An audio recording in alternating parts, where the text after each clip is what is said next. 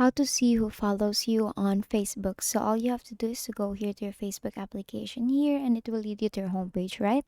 Now the next thing that you want to do is on the bottom part, you'll see three dash lines there. For others, you will see it on your upper right. Now tap on the menu here, and it will lead you here. Now the next thing that you want to do is to scroll all the way down up until you see settings and privacy. Now under settings and privacy, tap on settings there and go here to your activity section and tap on activity log. Now here on your activity log, what I want you to do next is to scroll all the way down up until you see the connection section. Here, tap on view connections and you will see three options there, right? You will see archive, trash, and filters. Tap on filters there and tap on categories.